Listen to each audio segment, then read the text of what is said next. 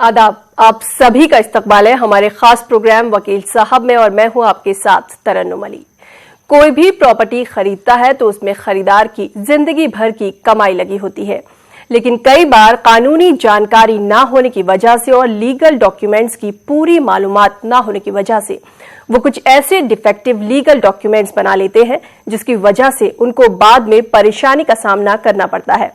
Property के लिए कौन सा दस्तावेज, कौन से डॉक्यूमेंट्स होने चाहिए, उनको कैसे रजिस्टर्ड करवाना चाहिए, तो आज बात करेंगे प्रॉपर्टी से जुड़े लॉज की। और इन सब पर बात करने के लिए हमारे साथ हैं फिरोज खान गाजी साहब, जो कि लीगल एक्सपर्ट हैं और सुप्रीम कोर्ट के सीनियर वकील हैं। आपका इस्तकबाल है हमारे इस प्रोग्राम में। Thank you. नाजरीन, आप भी हमारे इस प्रोग्राम में शामिल हो सकते हैं। हमारे नंबर्स लगातार आपकी टीवी स्क्रीन पर फ्लैश हो रहे हैं। हमारे नंबर्स हैं 012066938470, 012066938869 और 9205353184। इन नंबर्स पर आप हमें कॉल कर सकते हैं और कानून से जुड़ा कोई भी सवाल हमसे पूछ सकते हैं। वकील साहब, जैसे कि हम पहले भी प्रॉपर्टी पर बात कर चुके हैं, लेकिन ये इतना बड़ा सब्जेक्ट है कि इस पर जितनी बात की जाए कम है। अक्सर होता यह है कि कोई भी प्रॉपर्टी खरीदता है या बेचता है तो उनके साथ बहुत सारे फ्रॉड हो जाते हैं। तो इससे बचने के लिए हमें ये जानना बेहद जरूरी है कि अगर हम अपनी प्रॉपर्टी ट्रांसफर कर रहे हैं तो किन चीजों का ख्याल रखें, प्रॉपर्टी कैसे ट्रांसफर करें और इसके लिए लॉ क्या है। बहुत बहुत शुक्रिया। तो बहुत अच्छा सवाल आपने किया है।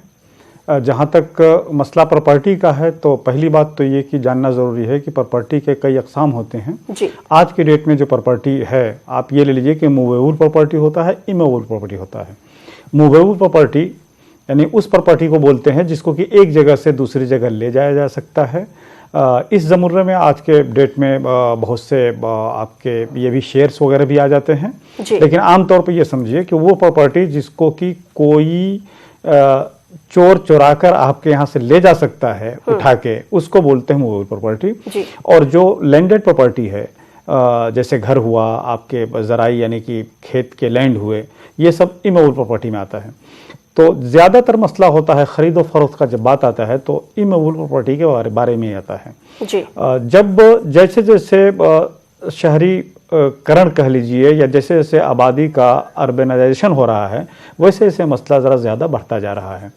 तो आम तौर पे जितने भी हिंदुस्तान की प्रॉपर्टी है, आज से 300-400 साल पहले ही उनका सबका नंबर दे दिया गया था, खसरा नंबर, और खसरा, खतौनी, ये सब चीज़ें मेंटेन की जाती है। तो किसी भी प्रॉपर्टी को खरीदने से पहले आप ये देखें कि उस प्रॉपर्टी का मालिक कौन है। वो मालिक जो है आपको इलाके के सब रजिस्ट्रार के ऑफिस से और कहीं कहीं किसी इलाके में उसको जो है ये भी कर दिया गया है, ऑनलाइन भी कर दिया गया है, वहाँ से ये पता चल जाता है कौन मालिक है। तो पहली बात तो ये देखिए, जो अगर कोई मालिक है तो फिर उसके पास दस्तावेज क्या है, दस्तावेज की नौइयत क्या है, वो अगर मालिक बना है तो किस हिसाब से बना है, क्या उसके ख़ानदानी प्रॉपर्टी है या उसने कहीं से परचेस किया है।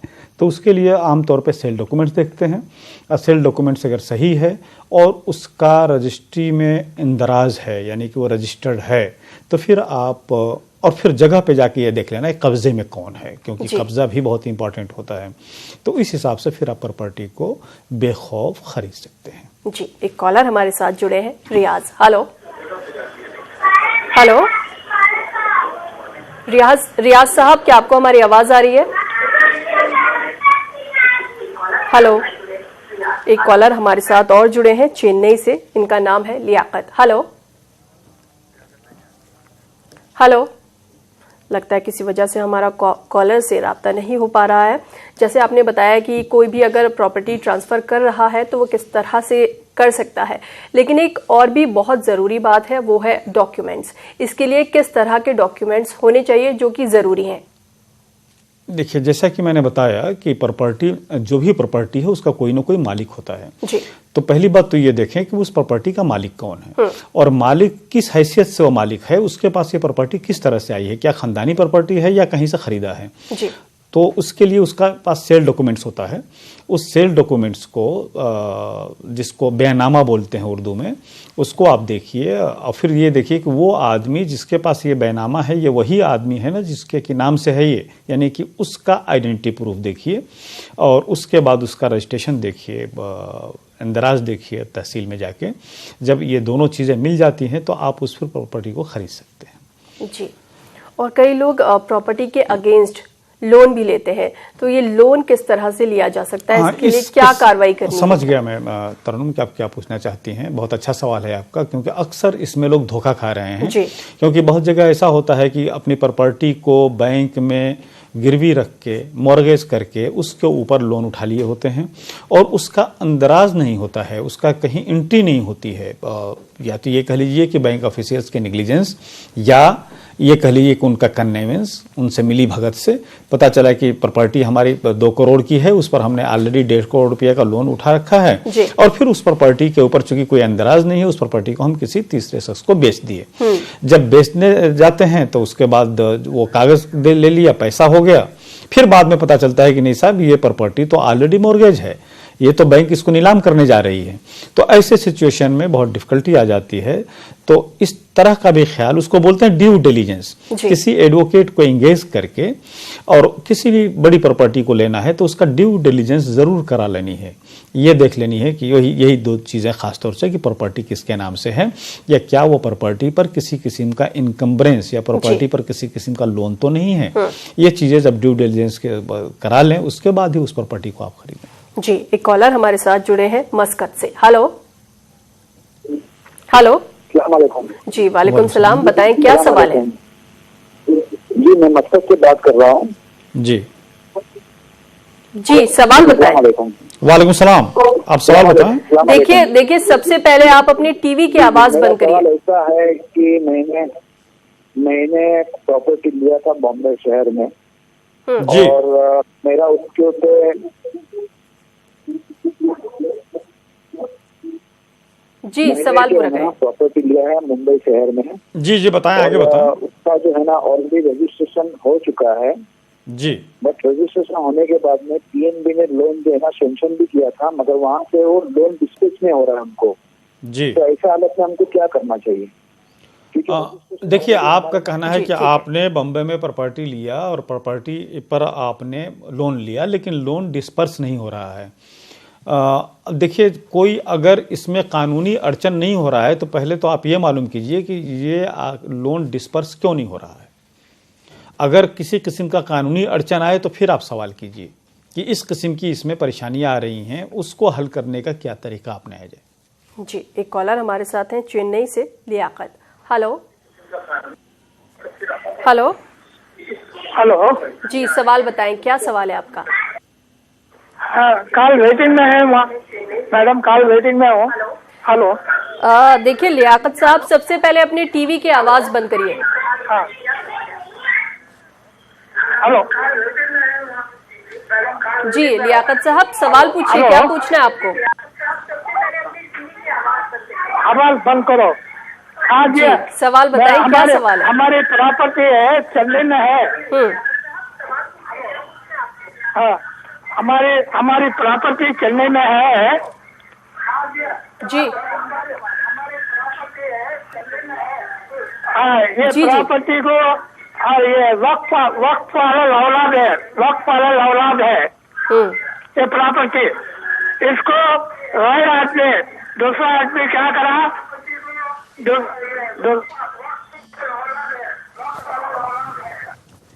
जी लियाकत साहब, अपने टीवी की आवाज बंद करिए।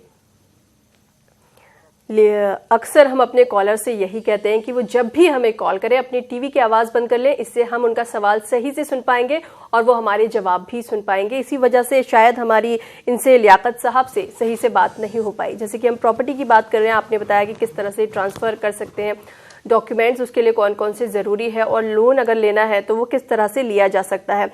लेकिन वहीं पे अगर हम डॉक्यूमेंट्स की बात करें तो आज भी बहुत से लोग ये समझते हैं कि डॉक्यूमेंटेशन उतना ज़रूरी नहीं है, डॉक्यूमेंट्स को इतने माने नहीं देते हैं वो लोग। तो क्यों डॉक्यूमेंट्स इतने ज़रूरी हैं? देखिए, शहरों में ख़ास तौर से जैसे दिल्ली लीजिए, 2 किस्म के सेटलमेंट है। एक तो रेगुलराइज कॉलोनी बोलते हैं, जहाँ पर की प्रॉपर्टी का लीगल तौर पे खरीदो फरोख्त होता है, जिसके लिए कि सेल डॉक्यूमेंट्स बनता है और सेल डॉक्यूमेंट एग्जीक्यूट होने के बाद फिर जो है उसका आप दाखिल खारिज भी करा सकते हैं। लेकिन ज़्यादातर जो कॉलोनी है, जिसको कि कच्ची कॉलोनी बोलते हैं, वहाँ पर पावर ऑफ अटॉर्नी के ज़रिए होता है। इस जो पावर ऑफ अटॉर्नी के ज़रिए जो प्रॉपर्टी ट्रांसफ़र किया जाता है, उसमें ही ज़्यादा चीटिंग होती है। तो ऐसे सिचुएशन में जब भी आप कच्ची कॉलोनी में, शहरों में, यानी शहरों के वो इलाके जिसमें की प्रॉपर्टी का खरीदो फरोख्त नहीं हो सकता है कानूनी तौर पे सेल के थ्रू, तो उसको पावर ऑफ अटॉर्नी में ख़ास तौर से पोजीशन बहुत इंपॉर्टेंट होता है। एक बात तो ये कि क्लियर आप देख लें कि हाँ साहब इसकी प्रॉपर्टी के पोजीशन में कौन है, और जो पोजीशन में है वो किस हैसियत से पोजीशन में है, फिर उसकी हैसियत देख लीजिए। वो भी अगर पावर ऑफ अटॉर्नी की हैसियत से है तो आप उसके पीछे ही कागज़ देख लें कि उस पावर ऑफ अटॉर्नी उसको किसने दिया है या उससे पहले वाले को किसने दिया है। जब ऐसा सिचुएशन आए तो पोजीशन पे ज़्यादा ख्याल रखिए, क्योंकि जब आपको पोजीशन एक बार मिल जाएगा पावर ऑफ अटॉर्नी पर तो फिर अपने पोजीशन को आप बचा सकते हैं। कानून का नुक्ता नज़र एक ये होता है कि अगर किसी प्रॉपर्टी के कोई पोजीशन में है तो यह कानून मानकर चलती है कि वो आदमी अगर पोजीशन में है और उस किसी का किराएदार नहीं है, वो लीज पे नहीं लिया है, तो ये माना जाएगा कि वो प्रॉपर्टी उसी की है, जब तक कि कोई दूसरा आके ये प्रूफ न कर दे कि इस पोजीशन में आप ज़बरदस्ती कब्जा किए हैं या किराएदार थे, अब किराया नहीं दे रहे हैं और ज़बरदस्ती इस पर बैठे हुए हैं। तो कच्ची कॉलोनीज़ में ख़ास तौर से कब्ज़े के ऊपर कि जब आप प्रॉपर्टी ख़रीदें तो कब्ज़ा फ़ौरन लें। जी, तेलंगाना से एक कॉलर हमारे साथ जुड़े हैं, महमूद हुसैन। हेलो। अस्सलाम वालेकुम। जी वालेकुम सलाम, बताएं क्या सवाल है आपका? मेरा केस हाई कोर्ट में 2-3 साल से पेंडिंग है, तो मुझे अर्जेंसी है, उसकी इन्वोक करने के लिए क्या करना चाहिए मैं? जी देखिए, हाई कोर्ट में सिचुएशन ये होता है कि आपका क्या केस है ये आपने नहीं बताया, लेकिन सिस्टम ये होता है कि अगर हाई कोर्ट में आप गए हैं तो अपील एडमिट हो जाता है, एडमिट होने के बाद फिर वो अपील जो है रेगुलर नंबर से आता है। तो ऐसे सिचुएशन में अगर आप अर्जेंसी ये दिखा दे रहे हैं, जैसे सपोज इस वक्त सीनियर सिटीजन्स का मसला है, उसमें अर्जेंसी आ जाता है कि साहब ये प्रॉपर्टी हमने अपने इस्तेमाल के लिए बनाई थी लेकिन दूसरे कब्ज़े में है, अपील हमारा एडमिट हो गया है लेकिन उसकी सुनवाई कब होगी ये मालूम नहीं है, तो उसको बोलते हैं प्रीपोनमेंट का एप्लीकेशन। आप अपने एडवोकेट से सलाह मशवरा कीजिए और प्रीपोनमेंट का एक एप्लीकेशन लगाइए, उसमें एक ग्राउंड दीजिए कि क्यों आप चाहते हैं कि आपका case out of the turn सुना जाए। जी, छत्तीसगढ़ से एक कॉलर हमारे साथ है, सईद अब्दुल करीम। हेलो। हाँ, हेलो। हेलो जी, बताएं क्या सवाल है? सैयद अब्दुल करीम बोल रहा हूँ चिंदवाड़े से। जी। मेरा सवाल ये है कि जैसे कि अभी वकील साहब ने बताया कि डॉक्यूमेंट पूरे हैं प्लाट के हमारे पास, जी, जिस तरह उन्होंने बताया वो डॉक्यूमेंट पूरे हैं और हम चाहते हैं इस प्लाट के अगेंस्ट में लोन मिले हमें, तो इसमें बताइए कि हमें आसानी कैसी मिलेगी, कैसा लोन मिलेगा बैंक से? जी, देखिए, अगर आपके पास प्रॉपर्टी के कागजात कंप्लीट है, लीगल डॉक्यूमेंट से आपके पास, तो बहुत आसान है। आप उसको किसी बैंक से निगोशिएट कीजिए, वहाँ पर आप प्रॉपर्टी अपना ये रखिए, कागजात जो है उसको मोर्गेज कीजिए, उस मोर्गेज के बेसिस पर जो है आपको लोन मिल जाएगा। जी, एक कॉलर हमारे साथ है हरियाणा से। हेलो। हेलो,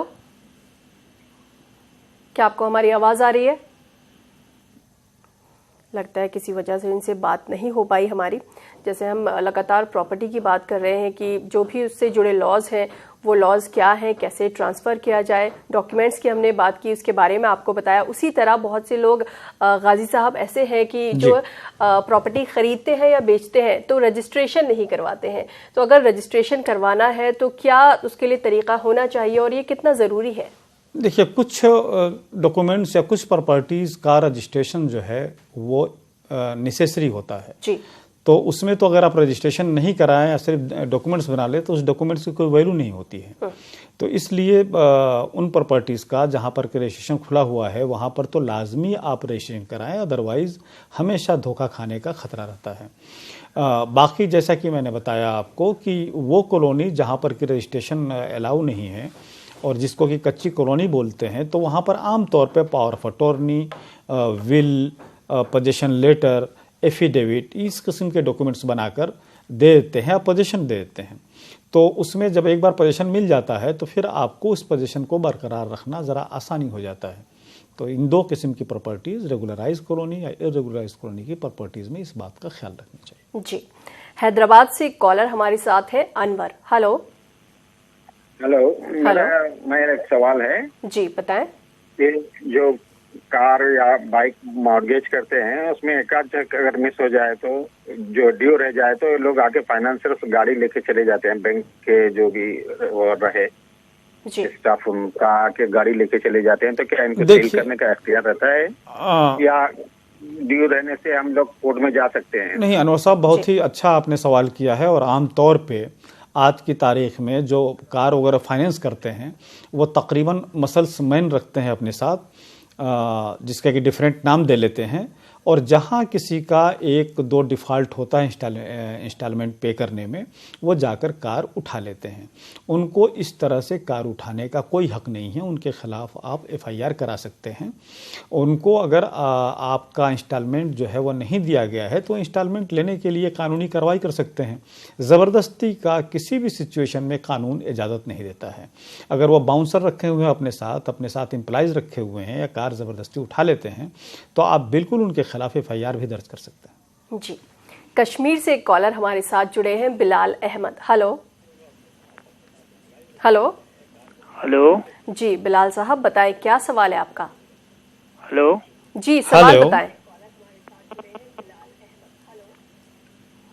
बिलाल साहब अपना सवाल बताएं, क्या पूछना है? लगता है किसी वजह से हमारी इनसे बात नहीं हो पाई। जो भी सर प्रॉपर्टी बेच रहे हैं या खरीद रहे हैं वो किन बातों का ख्याल रखें, किसको प्रॉपर्टी बेचे और किसको प्रॉपर्टी ना बेचे?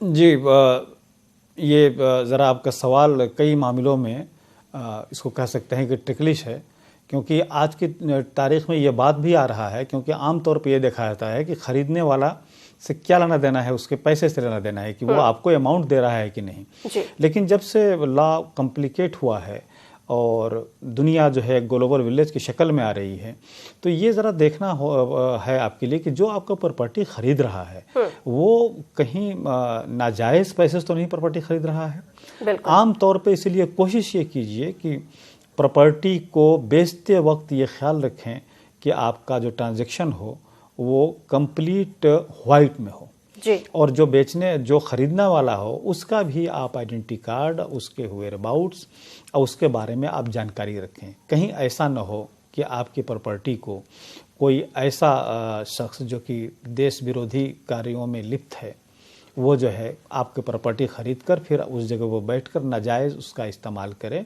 और फिर एक सिचुएशन ऐसा आ जाता है कि वो परेशानी बढ़ जाती है बेचने वाले के लिए भी कि आपको उससे कैसे जान पहचान हुई, आपने उस प्रॉपर्टी को कैसे बेची।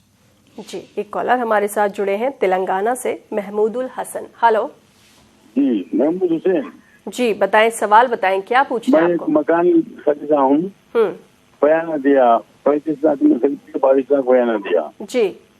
अब उसमें लोन निकल गया। अच्छा। और कि वो जिसके नाम पे लोन है वो पैसे उनको नहीं पहुंचे, उनके वालिद को और उनके बेटे को पहुंचे। अब ये मेरे लिए क्या कानूनी मसला है, आप पढ़ूंगा।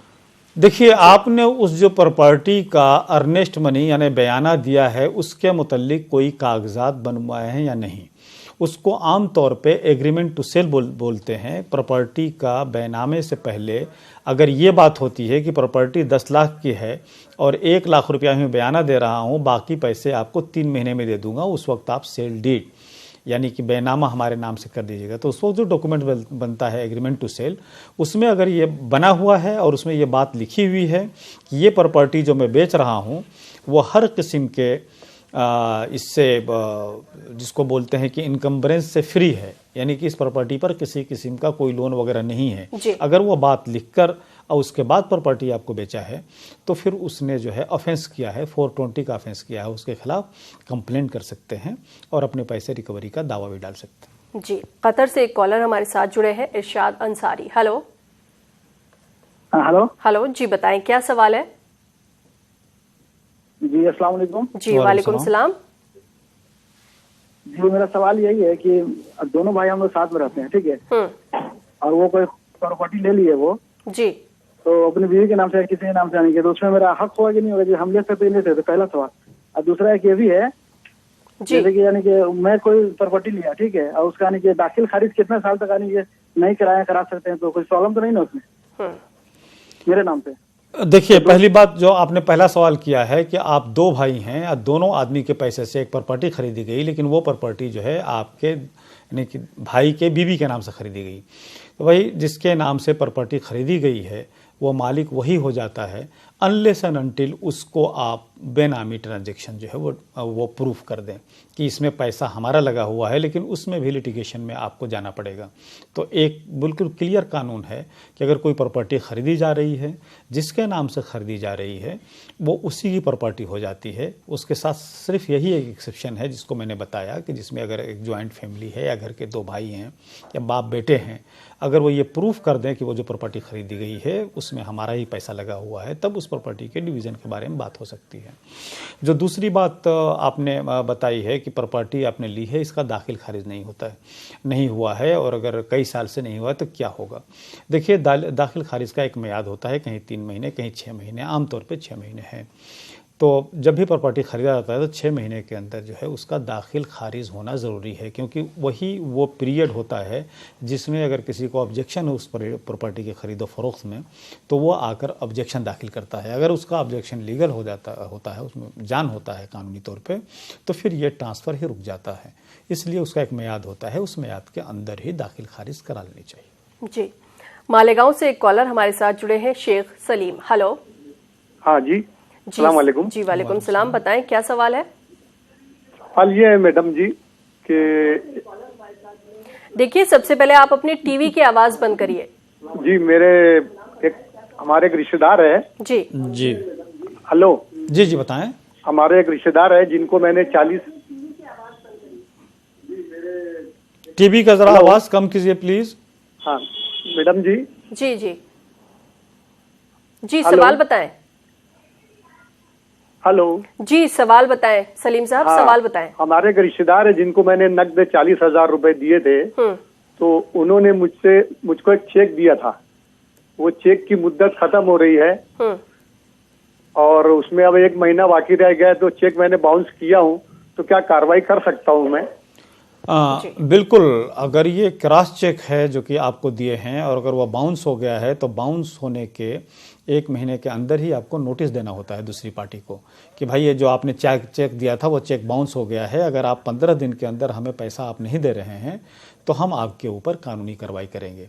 अब वो 138 निगोशिएबल इंस्ट्रूमेंट बहुत ही इम्पॉर्टेंट है, बहुत ज़्यादा केसेस हैं इस लेजिस्लेशन के तहत, आप बिल्कुल केस कर सकते हैं, आपका हक बनता है। जी, तेलंगाना से एक बार फिर से हमारे साथ जुड़े हैं महमूदुल हसन। हेलो हेलो, लगता है किसी वजह से हमारा इनसे राब्ता नहीं हो पा रहा है। हमारे साथ एक और कॉलर हैं जम्मू से, कृति। हेलो हेलो कृति, क्या आपको हमारी आवाज आ रही है? लगता है किसी वजह से हमारी इनसे बातचीत नहीं हो पा रही है। वकील साहब और भी बातें करेंगे और भी लॉज के बारे में जानेंगे प्रॉपर्टी से जुड़े हुए, लेकिन यहाँ पर रुकेंगे एक छोटे से ब्रेक के लिए। नाजरीन, आप भी हमारे साथ इस प्रोग्राम में जुड़ सकते हैं, अपने सवाल हमसे पूछ सकते हैं। लगातार हमारे ये नंबर्स आपके टेलीविजन पे फ्लैश हो रहे हैं।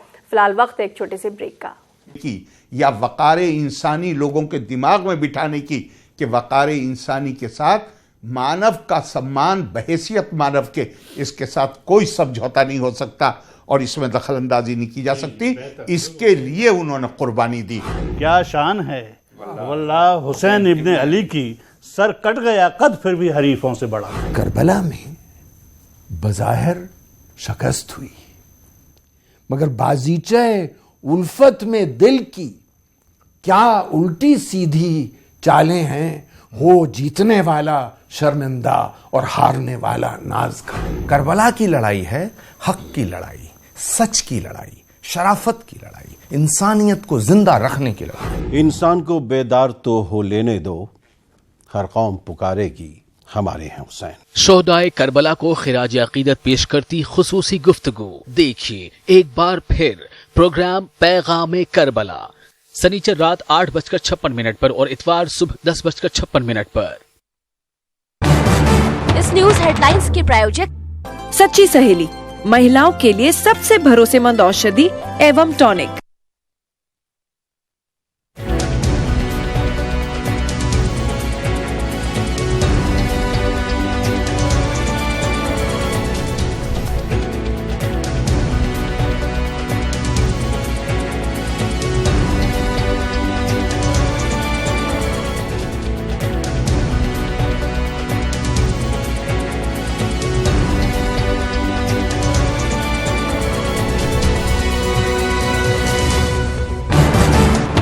हेडलाइंस के प्रायोजक सच्ची सहेली, महिलाओं के लिए सबसे भरोसेमंद औषधि एवं टॉनिक।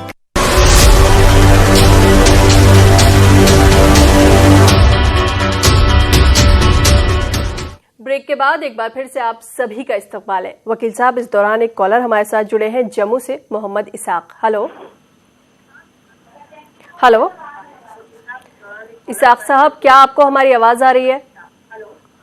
अस्सलाम वालेकुम मैम। जी वालेकुम सलाम, बताएं क्या सवाल है? अस्सलाम वालेकुम। साहब, क्या आपको हमारी आवाज आ रही है? जी मैम, आवाज आ रही है। जी, सवाल बताएं, क्या सवाल है?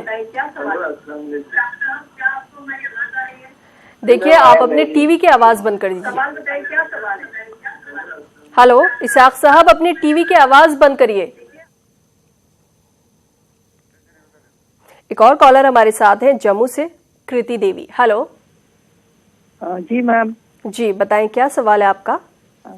मैम एक्चुअली मैं जम्मू में एक जगह सूरनकोट पुंछ में पड़ता है जी। तो मैम मेरे जो हस्बैंड है उन्होंने मतलब कि मेरे ससुर के साथ मिलके सारी प्रॉपर्टी मेरा जो जेठ जी है उसके दोनों बच्चों के नाम कर दी है। अच्छा। और मेरा हस्बैंड जो है उसने मेरे से पहले 4 शादियां की हैं। वो शादी करता है और 10-20 दिन इज्जत के साथ खेल के हर बीबी को निकाल देता। मैं उसकी 5वीं बीबी हूँ।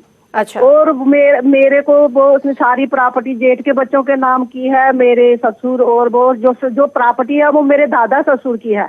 और वो हाई कोर्ट में मुझे डाइवोर्स देने के लिए मतलब चला गया है। अब वो छठी शादी के चक्कर में है, तो मतलब क्या उस प्रॉपर्टी को मैं अगर वापस लेना चाहूँ तो क्या ले सकती हूँ? ठीक है, ये क्या कर सकती हैं इस केस में? देखिए, मैं अभी इंडियन लॉ के हिसाब से बता रहा हूँ। अब मैं ये नहीं बता सकता कि आपके यहाँ वो लॉ अप्लीकेबल है या नहीं। अगर कोई दादा इलाही प्रॉपर्टी बोलते हैं उसको, अगर उनकी प्रॉपर्टी है तो अगर किसी की सेल्फ एक्वायर्ड प्रॉपर्टी नहीं है बल्कि उसको अपने पेरेंट्स से मिली हुई है, तो उस प्रॉपर्टी को वो बेच नहीं सकता है जब तक कि दूसरे को पार्टनर बोलते हैं उनकी, जब तक कि उसमें सहमत न हो, कंसेंट न हो। तो ऐसे सिचुएशन में जैसे कि आप बता रही हैं कि आपके हस्बैंड जो है वो 4 शादियां कर ली हैं और आप 5वीं बीवी हैं और आपको भी वो तलाक देकर छठा शादी करना चाहते हैं, तो देखिए डोमेस्टिक वायलेंस के हिसाब से उनके प्रॉपर्टी में आपका हक हो जाता है। आपका राइट टू रेसिडेंस तो 100% बरकरार रहेगा, आप और मेंटेनेंस भी बरकरार रहेगा। तो उस प्रॉपर्टी को आप जो है आपका बिल्कुल हक बनता है। आप एक दावा दाखिल कीजिए, लोकल एडवोकेट से कंसल्ट कीजिए, दावा दाखिल कीजिए और उस प्रॉपर्टी को फर्दर बेचने से आप स्टे लीजिए, आपको ये मिल सकता है। जी, कश्मीर से एक कॉलर हमारे साथ जुड़े हैं, Bilal Ahmed. Hello hello hello ji Bilal साहब, बताएं क्या सवाल है? मैडम, हमने लीज पे जमीन दिया था किसी कंपनी को जी। पिछले 1 साल से वो किराया नहीं भेज रहे। जी ठीक है जी, बताएं, आगे बताएं। बिलाल साहब, चेन्नई की कंपनी है। जी हाँ, तो आप ऐसा है कि आपने बताया कि आपने लीज पे अपने प्रॉपर्टी को एक कंपनी को दे रखा है और पिछले 1 साल से वो कंपनी वाले किराया नहीं दे रहे हैं। तो देखिए, आपके पास दोनों हक बनता है। एक तो हक ये बनता है कि आप पिछले 1 साल के किराया वसूल करने के लिए आप उनके खिलाफ दावा डालें। दूसरी बात ये कि अगर आप चाहें तो इसी ग्राउंड पे आप उनका लीज को टर्मिनेट भी कर सकते हैं और उनसे अपनी जगह खाली भी करा सकते हैं। ये दोनों ग्राउंड है आपके पास। आप एक ही मुकदमे में टर्मिनेट भी कर सकते हैं और साथ साथ आप अपने बकाया किराया भी उनसे मांग सकते हैं। आंध्रा से एक कॉलर हमारे साथ जुड़े हैं। हेलो हेलो हेलो जी, सवाल बताएं, क्या सवाल है आपका? जी, सवाल बताएं, क्या सवाल है आपका? सुप्रीम कोर्ट का मामला है। Supreme court. जी जी, सवाल बताएं, सवाल पूरा करें। वो सुप्रीम कोर्ट कोई लॉयर का भी नाम होना मेरे को सजेस्ट करे तो मैं उनसे बात कर लेता। लॉयर सुप्रीम कोर्ट के। जी देखिए, सुप्रीम कोर्ट का आप वेबसाइट इस पे जाइए, वहाँ पे सुप्रीम कोर्ट के एडवोकेट्स के नाम हैं, उसमें से देख लीजिए कि इससे बात कीजिए और आप एडवोकेट इंगेज कर लीजिए। जी, कश्मीर से एक बार फिर से हमारे साथ जुड़े हैं बिलाल अहमद। हेलो, लगता है किसी वजह से इनसे हमारी बात नहीं हो पा रही है। वकील साहब, जैसे प्रॉपर्टी की बात कर रहे हैं तो लोग इतनी महंगी प्रॉपर्टी खरीदते हैं लेकिन कुछ रुपए बचाने के लिए जो स्टैंप ड्यूटी है वो बचा लेते हैं, तो ऐसा लोग क्यों करते हैं और ये स्टैंप ड्यूटी बचाने के क्या क्या नुकसान हो सकते हैं आगे चलकर? देखिए, अगर प्रॉपर्टी की पूरी मालियत नहीं दिखाई गई है तो बहुत से स्टेट्स में हमारे पास ऐसा लॉ हो गया है, जैसे दिल्ली जैसे शहरों में जिसको सर्किल रेट बोलते हैं जी। अगर सर्किल रेट से कम में किसी प्रॉपर्टी का आप जाएंगे ट्रांसफ़र करने तो पहली बात तो होगी नहीं। दूसरी बात ये कि कुछ स्टेट्स में ये है कि फिर सरकार को यह हक हो जाता है कि उसी उससे रेट पे वो प्रॉपर्टी खुद ले सकती है। इसलिए ख्याल ये करना चाहिए कि जिस प्रॉपर्टी की जितनी मालियत है वो पूरे ट्रांजैक्शन जो है वाइट में ही करना चाहिए। जो सर्किल रेट है या जो उस प्रॉपर्टी का रेट है उसके जेन्यून रेट के हिसाब ही से रेवेन्यू या कोर्ट फी देनी चाहिए। जी, महाराष्ट्र से एक कॉलर हमारे साथ है, शेख जिलानी। हेलो हेलो जी, बताएं क्या सवाल है? हाँ, सवाल हमारा ये है, अब जी बोले। हमारी पेंशन हो गई ना, तो उसका पेंशन का जो लेटर है ग्रेजुएटी का, वो ट्रेजरी वाले ने गुमा के डाले, तो अब उसके लिए राय पूछना था। जी देखिए शेख साहब, आपने ये कहा है कि आपका पेंशन था उसमें ग्रेच्युटी वाला जो पैसा है वो आपको नहीं दे रहे हैं। पहली बात तो ये कि ये बिल्कुल कंफर्म हो कि ग्रेच्युटी का जो रकम है वो कंप्लीट आपका रकम है।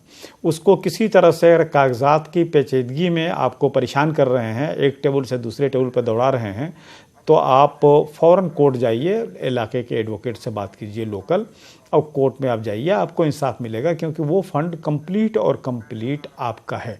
टेक्निकल ग्राउंड पे आम तौर पे परेशान करते हैं लोग, लेकिन इस परेशानी से बचने का वाहिद तरीका यह है कि आप डायरेक्ट कोर्ट जाइए।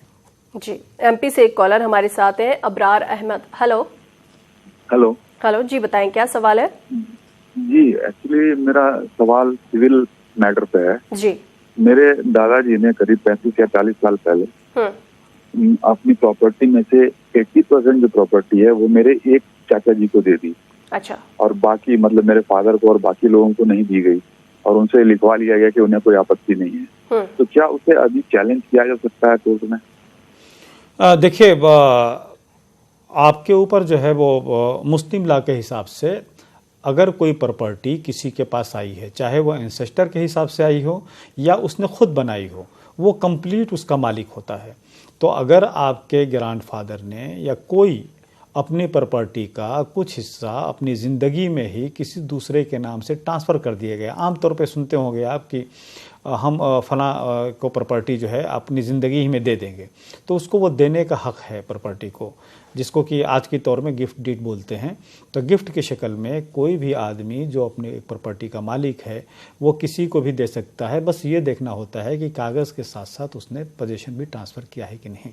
अगर पोजीशन भी ट्रांसफ़र कर दिया है, आप बता रहे हैं कि पिछले 30-40 साल का मसला है, तो वक्त भी काफ़ी निकल चुका है। लॉ ऑफ लिमिटेशन के हिसाब से भी उस पर दावा करेंगे। दावा करने से देश में कोई किसी को नहीं रोक सकता है, लेकिन आपके दावा फेल होने के पूरे चांसेस हैं। जी, हैदराबाद से एक कॉलर हमारे साथ जुड़े हैं। हेलो जी, सवाल बताएं। हम फैजाबाद से बोल रहे हैं, हैदराबाद जी, फैजाबाद से बात कर रहे हैं। सवाल बताएं, क्या सवाल है आपका? जी, हमारा सवाल ये है कि हमारे वालिद ने एक प्रॉपर्टी खरीदी थी, तो उसकी एक जिनकी प्रॉपर्टी थी उनकी बेवा और उनके लड़कों ने जो है उसको बेच डाला था। बेचा हमारे बाप के हाथ, बल्कि वो उनकी सगी बहन थी, और 50 रुपए में हिबा कर दिया था। 50 रुपए में हिबा कर दिया था। उसके बाद वो लोग जो है पाकिस्तान चली गई लिख करके हिबानामा। अब उसमें ये हुआ कि दाखिल खारिज नहीं हुई थी, बाद में दाखिल खारिज हुई, और उसमें हमारे भाई का नाम, हमारे बाप का नाम, और उसमें उनका भी नाम चढ़ गया जिन्होंने बेचा था। अच्छा। ऐसी सूरत में अब उनका नाम कैसे कटवाया जाए? वो चली गई पाकिस्तान, किस सूरत में उनका नाम कटवाया जाए ये नहीं समझ में आ रहा है। ठीक है। हमने बंटवारे एक मुकदमा भी दायर किया अपने भाई, हम उस वक्त जिस वक्त लिखा पड़ी हुई उस वक्त हम पैदा नहीं हुए थे। अब हमने जो है बंटवारे एक मुकदमा दायर किया, तो उसमें बाद में हम लोगों ने सुलह कर लिया आपस में। उन्होंने, हमारे बड़े भाई ने ये दे दिया कि लिख करके कि क्या बोलते हैं, ये जायदाद हमारे बाप की पैदा करता है, लिहाजा हम दोनों इसके बराबर के हकदार हैं। जी ठीक है। जी देखिए, आपके सवाल से पहली बात तो ये होता है कि टाइम काफ़ी गुजर गया है इन वाक़यात को हुए, यानी कि प्रॉपर्टी आपके नाम से, उनका नाम उसके बाद भी आ गया, दाखिल खारिज नहीं किया गया, तो दाखिल खारिज का जैसे कि मैंने पहले बताया कि एक मियाद होता है जिसमें कि उसको चैलेंज किया जाता है उस ट्रांसफ़र को। बहरहाल आपके यहाँ सिचुएशन ये है कि जिन लोगों का प्रॉपर्टी के ऊपर नाम है वो प्रॉपर्टी के मालिक हुए। अगर कोई पाकिस्तान चला गया है और कोई डॉक्यूमेंट एग्जीक्यूट करके गया है लेकिन उस डॉक्यूमेंट्स के हिसाब से दाखिल खारिज नहीं हुआ है तो वो प्रॉपर्टी उसी की मानी जाएगी जब तक कि दाखिल खारिज नहीं हुआ है। तो इस तरह से आपका केस जो है वो काफ़ी कमज़ोर फुटिंग पे आप हैं। जी, जैसे कि इनका ही सवाल था, इसी तरह ये सवाल है कि अगर कोई एक प्रॉपर्टी है तो वो क्या कई लोगों के नाम पर ट्रांसफ़र हो सकती है? अगर हो सकती है तो उसका सही तरीका क्या है? तरुण, मेरे ख्याल से आप ये पूछना चाहती हैं कि क्या एक प्रॉपर्टी को कई लोगों के नाम से बेचा जा सकता है? जी। तो बिल्कुल बेचा जा सकता है। कभी कभी खरीदार एक होता है, कभी 4-5 लोग मिलकर एक प्रॉपर्टी को खरीदते हैं, तो चारों पांचों का नाम मैं वल्दियत और प्रॉपर एड्रेस के हिसाब से होगा। इसमें किसी किस्म की कबाहत नहीं है। कबाहत वहाँ आती है जहाँ की 420 करके एक ही प्रॉपर्टी को कई लोगों के नाम से बेच दिया जाता है। तो एक प्रॉपर्टी जो पहली मरतबा बिक गई, अगर वही मालिक वो किसी दूसरे को बेच रहा है और ये नहीं बता रहा है कि इस प्रॉपर्टी को पहले बेचा जा चुका है, तो फिर तो वो 420 है। जहाँ तक बात है कि एक आदमी एक प्रॉपर्टी को किसी एक ही आदमी को बेच सकता है या कई लोगों को बेच सकता है, तो इसका जवाब ये है कि अपनी प्रॉपर्टी को आदमी कई लोगों को बेच सकता है। जी, एक कॉलर हमारे साथ जुड़े हैं, मुबीनुर रहमान। हेलो हेलो हेलो जी, बताएं क्या सवाल है? साहब, मैं गवर्नमेंट सर्वेंट में रिटायर हुआ, जी 2007 में हुआ। उसमें प्रोविडेंट फंड में लिया, मगर मेरे 3 महीने का वो मिसिंग था, तो वो नहीं हुआ। अच्छा। क्या अब मैं उसको अप्लाई कर सकता हूँ? जी ठीक है। बिल्कुल आप अप्लाई कर सकते हैं, और आपने ये बताना होगा कि ये 3 महीने का ये कौन सा 3 महीना है, किस साल का है जिसमें कि आपको नहीं मिला तो वजह क्या है।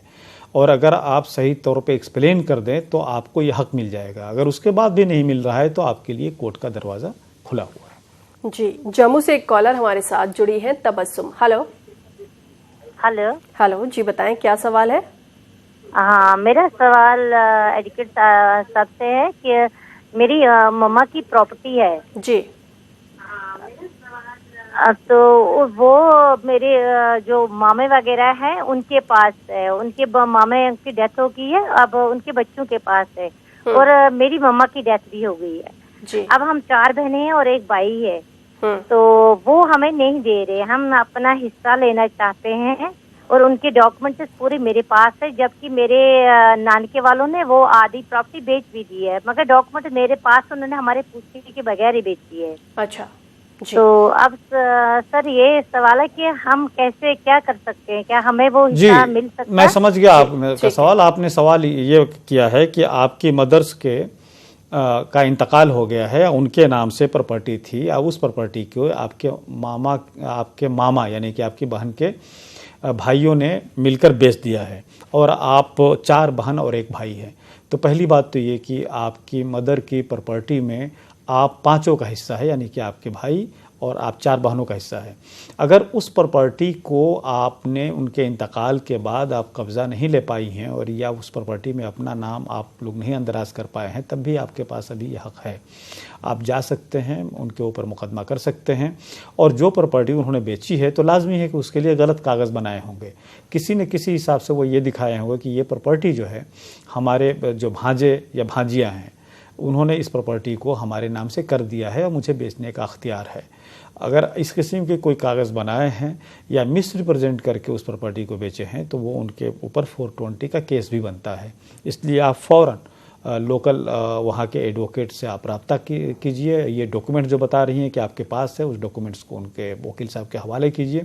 आप पूरा ये वाक़या बताइए, और फिर उनके ऊपर आप केस सिविल भी कर सकते हैं, क्रिमिनल भी कर सकते हैं। जी वकील साहब, अगर औरतों की बात करें तो औरतों के लिए क्या प्रॉपर्टी राइट्स है?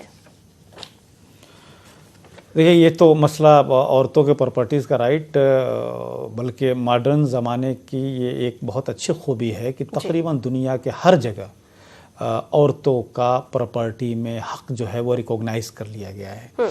हमारे देश में भी अब औरतों का उतना ही प्रॉपर्टी में हक है जितना कि यानी कि एक बेटी का भी उतना ही हक है जितना कि बेटे का है।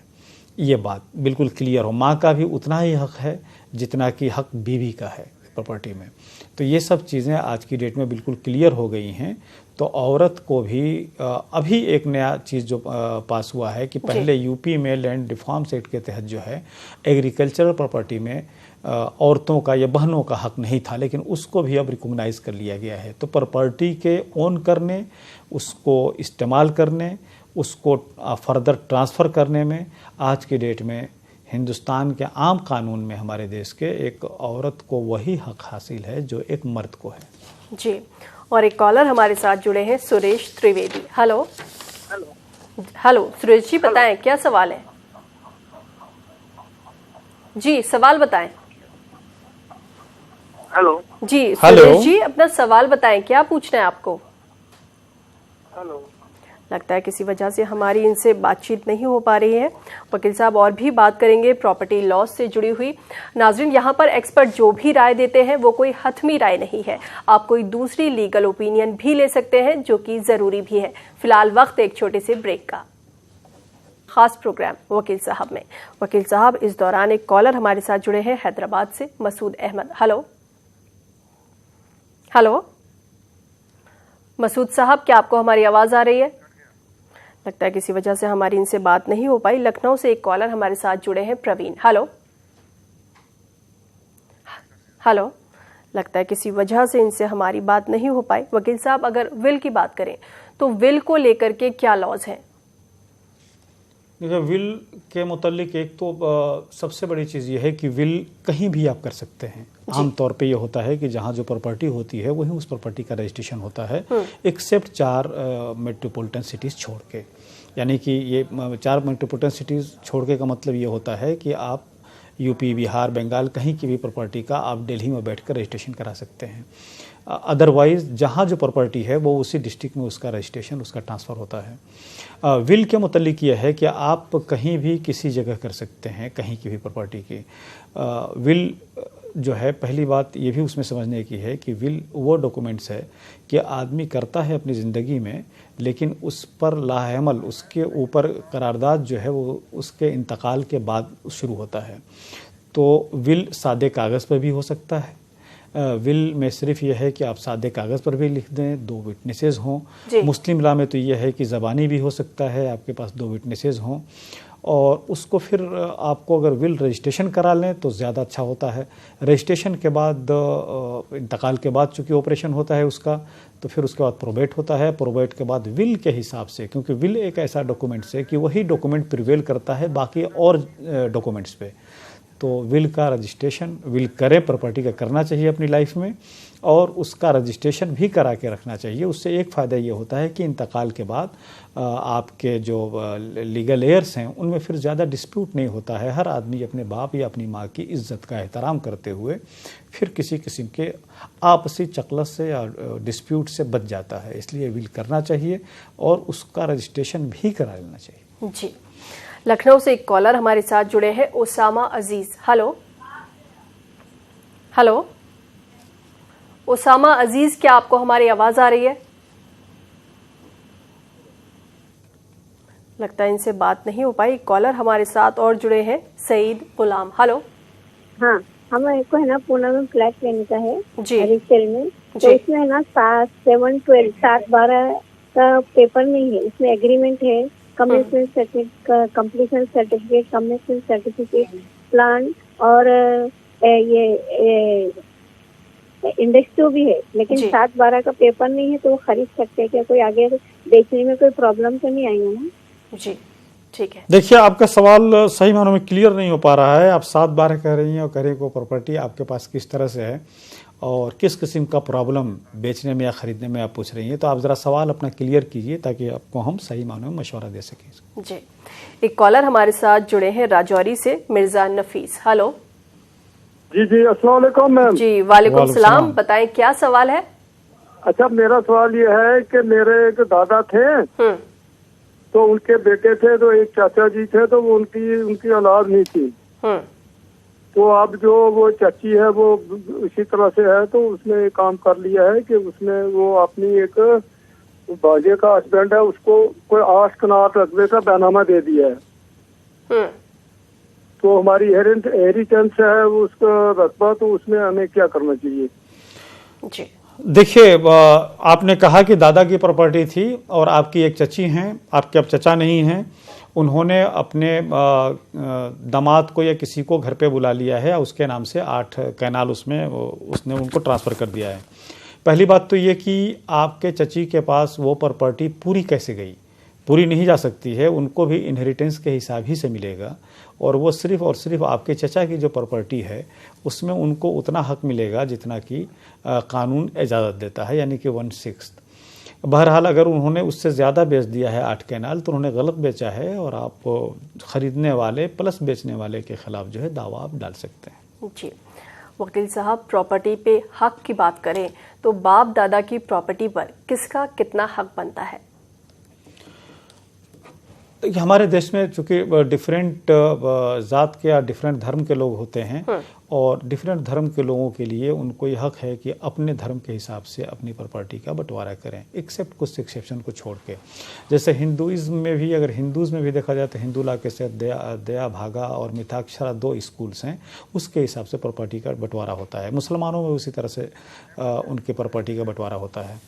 तो जो आम जो सेकुलर इंडिया का लॉ है उसमें आज की डेट में किसी के न रहने के बाद उसके बेटे बेटियों बीवी और माँ में प्रॉपर्टी का जो है वो बराबर ही का हिस्सा जाता है, ख़ासतौर से उसके बेटे और बेटियों में। तो आज की डेट में किसी किस्म का जेंडर डिस्क्रिमिनेशन जो है हमारे प्रॉपर्टी के मुतालिक नहीं है। प्रॉपर्टी में बेटा बेटी सबका बराबर का हक है और दोनों बराबर हैं। जी एक कॉलर हमारे साथ लाइन पर है, अहमद। हेलो हेलो हेलो जी बताएं क्या सवाल है आपका? जी सवाल बताएं, क्या सवाल है आपका? मैडम आवाज आपकी कम आ रही है। जी हमें आपकी आवाज आ रही है, सवाल बताएं। हाँ जी, मैं मैडम जम्मू से बोल रहा हूँ। एक्चुअली मेरे फादर साहब की जो नानी है उन्होंने मेरे फादर साहब के नाम वसीयत की थी जी प्रॉपर्टी। हाँ जी, उनका कोई बेटा नहीं था, उनकी एक ही बेटी थी मेरी दादी जी। तो दादी की भी डेथ हो चुकी है। दादी उन्होंने मेरे फादर साहब की जो नानी थी उन्होंने अपनी बेटी जो थी अपने ताए को दे दी थी। जी हेलो जी बताएं। उन्होंने उनको कोर्ट से अडॉप्टेशन करके दे दिया, मतलब उनकी जो ताए की प्रॉपर्टी में मेरी दादी का हक है, लेकिन जो उन्होंने मेरे फादर साहब को वसीयत, क्योंकि वो फादर साहब को उन्होंने रखा हुआ था घर पे, स्टार्टिंग से उन्होंने पाला था।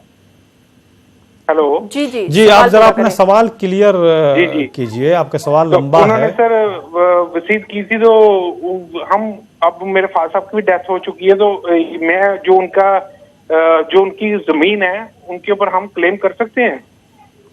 देखिए पहली बात तो ये कि जिस तरह से आप बता रहे हैं कि आपकी नानी की प्रॉपर्टी थी और आपके नानी का कोई औलाद नहीं था, यानी कि वो मेल औलाद नहीं था, तो आपकी माँ के नाम से प्रॉपर्टी कर दी थी, दादी के नाम से प्रॉपर्टी कर दी थी। ऐसे सिचुएशन में एक बात तो ये कि बराबर ये ख्याल रखिए कि हमारे देश में लॉ ऑफ लिमिटेशन है।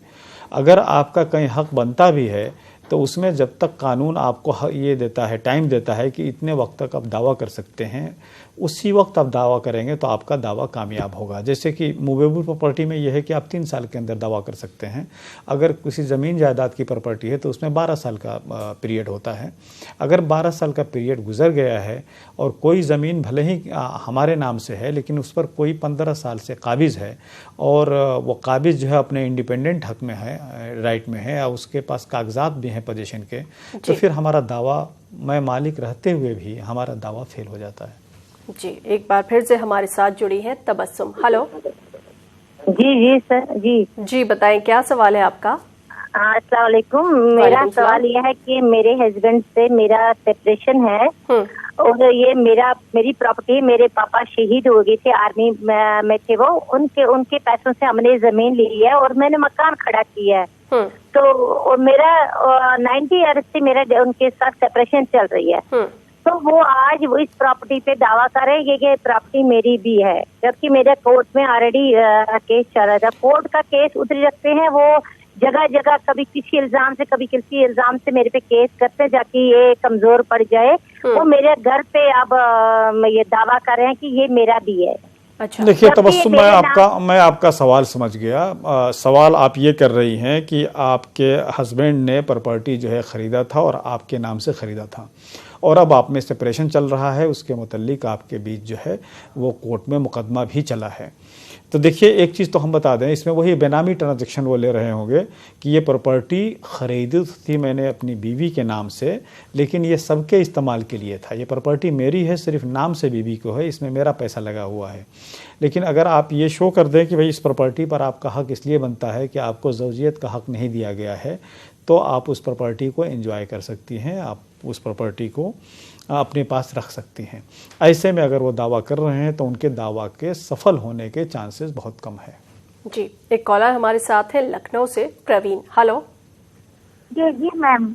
जी बताएं, क्या सवाल है आपका? जी, हमारे हस्बैंड है, उन्होंने अभी पिछले साल अपनी प्रॉपर्टी बेची है और हमारी लड़की के पढ़ाई के लिए कुछ भी पैसा नहीं छोड़ा है।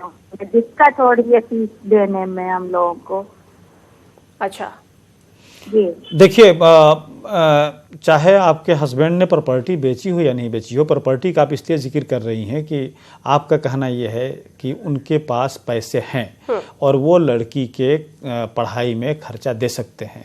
तो बिल्कुल बेटी का अपने बाप के प्रॉपर्टी पे, और यह उसको यह हक़ है कि उसके बाप उसको पढ़ाएं लिखाएं। अगर उनके पास पैसा है तो ये चीज़ जो है और उनके ऊपर ज़्यादा जिम्मेदारी हो जाती है। ऐसे में अगर वो नहीं कर रहे हैं तो फ़ौरन एडवोकेट कीजिए और फ़ौरन कोर्ट में आप ये कि भाई ये बेटी है, बेटी मतलब कि आप एज ए गार्जियन फाइल करेंगी, केस जो है बेटी के नाम से होगा और आप बेटी वो ये कहे बाप से कि भाई आपकी ज़िम्मेदारी है कि हमारे पढ़ाई लिखाई का खर्च आप संभालें और आपके पास इतना पैसा है, इतना जायदाद है कि आप हमारा अच्छी तरह से तरबियत दे सकते हैं, पढ़ा लिखा सकते हैं। अगर ऐसा नहीं दे रहे हैं तो उसको बोलते हैं गफलत, यानी कि नेग्लिजेंस, लापरवाही। और कोर्ट ऐसे में ये आर्डर करेगा कि बाप की जिम्मेदारी है कि बेटी के पढ़ने लिखने का मुनासिब इस्तेमाल करें। जी, इसी से जुड़ा एक सवाल है कि क्या कोई बाप अपनी बेटी को प्रॉपर्टी में हिस्सा देने से मना कर सकता है? अगर वो मना करता है तो क्या किया जा सकता है? देखिए बिल्कुल नहीं। प्रॉपर्टी में बेटे का भी वही हक़ है जिस तरह से बेटी का भी वही हक़ है जिस तरह से बेटे का है। और अगर वो प्रॉपर्टी में किसी भी तरह से किसी भी हीले या बहाना, कह लीजिए हीले या बहाने से कोई भी आदमी अपने डॉटर्स को, बेटी को अगर उस प्रॉपर्टी से बेदखल कर रहा है तो बेटी का यह हक़ होता है कि उस बेदखली के ख़िलाफ़ कोर्ट में जाए और उनके ख़िलाफ़ इंजंक्शन आर्डर ले। और ख़ास तौर से अगर वो ये दिखाने में कामयाब हो जा रही है कि मुझे सिर्फ इसलिए बेदखल किया जा रहा है कि मैं बेटी हूँ, मेरे ऊपर बेटों को जो है वो फ़ौक़ियत दी जा रही है, मेरे सामने बेटों को ज़्यादा तरजीह दी जा रही है, उनको प्रीफर किया जा रहा है, तो ये अपने आप में जो है एक किस्म का डोमेस्टिक वायलेंस में आ जाता है, डोमेस्टिक वायलेंस का हिस्सा हो जाता है। किसी बाप को ये हक़ नहीं है कि अपनी बेटी और बेटे में तफरीक करे, डिफरेंस करे। तो बिल्कुल उसका हक़ बनता है, बाप को कतई हक़ नहीं है कि बेटी के ख़िलाफ़ डिस्क्रिमिनेट करे। जी वकील साहब, हमारे पास वक्त थोड़ा सा कम है, लेकिन चलते चलते एक सवाल आपसे ज़रूर पूछूंगी। ये जो प्रॉपर्टी लॉ है, क्या ये हर स्टेट में अलग होता है या पूरे मुल्क में एक ही कानून है? नहीं, डिफरेंट जगह, जैसे कुछ प्रॉपर्टी है जो कि पार्लियामेंट का पास हुआ है या सेंट्रल लॉ जिसको बोलते हैं, transfer of property easement act, इसी तरह से डिफरेंट किस्म के होते हैं। इसके अलावा स्टेट को भी हक़ होता है प्रॉपर्टी के मतलब लेजिस्लेशन करने की। बहुत से जो सेंट्रल एक्ट है उसमें स्टेट के अपने अमेंडमेंट भी हैं। तो इस तरह से डिफरेंट स्टेट में डिफरेंट किस्म के कानूनी प्रॉपर्टी के मतलब लॉज हैं, लेकिन साथ में सेंट्रल लॉज भी हैं। जी, अगर चलते चलते मैं आपसे कुछ टिप्स पूछूं कि अगर कोई प्रॉपर्टी खरीद रहा है या बेच रहा है तो उसे आप क्या कहेंगे, किन चीज़ों का ख्याल रखें शॉर्ट में? देखो, पहली बात तो ये कि फौरन ये मालूम करें कि जो प्रॉपर्टी को वो खरीद रहा है वो प्रॉपर्टी जो है वो रजिस्टर्ड है तो किसके नाम से है। जब एक बार ये क्लियर हो जाए कि सब रजिस्ट्रार के ऑफिस में ये प्रॉपर्टी उसी आदमी के नाम से है जिस आदमी से मैं खरीद रहा हूँ, तो दूसरा काम ये करे कि देखे कि बेचने वाला वही है जिसके नाम से प्रॉपर्टी है। तीसरी चीज़ वो ये देखे, ड्यू डिलीजेंस जिसको बोलते हैं, उस प्रॉपर्टी के बारे में पता लगाए कि क्या प्रॉपर्टी किसी किस्म के इसमें तो नहीं है, इनकम्बरेंस में तो नहीं है, यानी उस पर लोन तो नहीं है, किसी के पास गिरवी तो नहीं लिया गया है, उसके ऊपर कोई लोन तो नहीं लिया गया है। जब ये सब तीनों चीज़ जब क्लियर हो जाए तो उसके बाद बेखौफ आप प्रॉपर्टी को खरीदें। आप प्रॉपर्टी जब खरीदें तो लीगल डॉक्यूमेंट ज़रूर बनाएं और प्रॉपर्टी खरीदते वक्त बराबर कोर्ट फी रेवेन्यू फीस का ख्याल रखें कि प्रॉपर्टी का कीमत वही दिखाएं जो सर्किल रेट है और उसी हिसाब से आप जो है उसका फीस दें। जी वकील साहब, आप हमारे स्टूडियो में आए और तमाम कॉलर्स के सवालों के जवाब आपने दिए, आपका यहाँ आने के लिए बहुत बहुत शुक्रिया। शुक्रिया। नाजरीन, फिलहाल हमें दीजिए इजाजत, आपसे फिर मुलाकात होगी अगले हफ्ते। फिर से हाजिर होंगे आपकी कानूनी उलझनों को सुलझाने के लिए और कानूनी समझ को बढ़ाने के लिए। फिलहाल हमें दीजिए इजाजत। आदाब।